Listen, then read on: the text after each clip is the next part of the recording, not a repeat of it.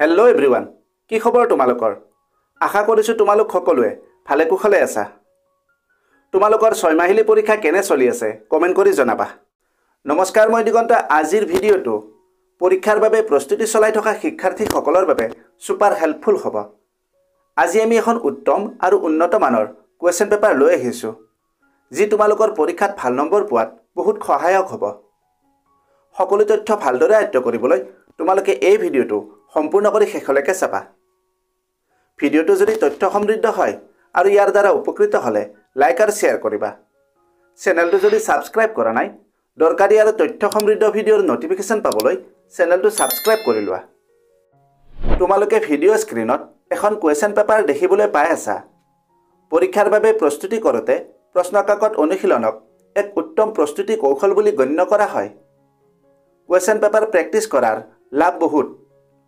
পৰীক্ষাত অহা প্ৰশ্নৰ আৰ্হিৰ সৈতে চিনাক্ত কৰে, পৰীক্ষাৰ ফৰ্মেটৰ সৈতে পৰিচিত কৰে, জ্ঞানৰ ব্যৱধান চিনাক্ত কৰে, উত্তৰ লিখনি কৌশল উন্নত কৰে, সময় ব্যৱস্থাপনা উন্নত কৰে, আত্মবিশ্বাস বৃদ্ধি কৰে। ইয়াৰ উপৰিও আৰু বহুতো লাভালাভ আছে। কুৱেশ্যন পেপাৰ প্ৰেক্টিছ কৰোঁতে এটা সময় নিৰ্ধাৰণ কৰি ল'বা। আৰু আটাইতকৈ গুৰুত্বপূৰ্ণ কথাটো হ'ল, কুৱেশ্যন পেপাৰ প্ৰেক্টিছ কৰাৰ কিছুমান টিপছ আছে। যদি সেই কৌশলমতে প্ৰেক্টিছ কৰা, তোমালোকৰ প্ৰস্তুতি বহু পৰিমাণে উন্নত হ'ব আৰু পৰীক্ষাত ভাল নম্বৰো পাবা। এই বিষয়ে ভিডিঅ' এটাত আলোচনা কৰিছিলোঁ। ভিডিঅ'ৰ লিংক ডেছক্ৰিপশ্যনত আছে, তোমালোকে ভিডিঅ'টো চাই ল'বা। আৰু যদি এই পেপাৰখনৰ PDF লাগে কমেণ্ট কৰিবা। লগতে তোমালোকৰ প্ৰস্তুতি কেনে চলি আছে এই বিষয়েও কমেণ্টত লিখিবা। এতিয়া তোমালোকে পেপাৰখন ভালদৰে চাই লোৱা।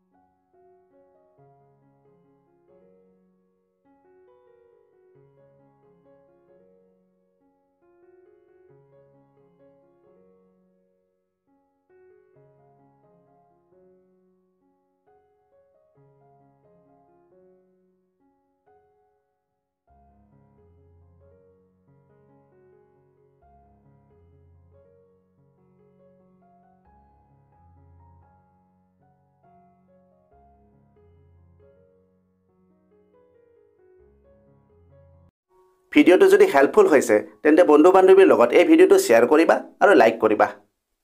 আজিলৈ ইমানতে এৰিলোঁ। অতি সোনকালে আন এটা আকৰ্ষণীয় বিষয়ৰ সৈতে পুনৰ লগ পাম। ধন্যবাদ। का शॉर्टकट मेहनत और डेडिकेशन, ये चैनल बनाए तेरा परफेक्ट फाउंडेशन। सब्सक्राइब करो, join this ride, let's grow together side by side.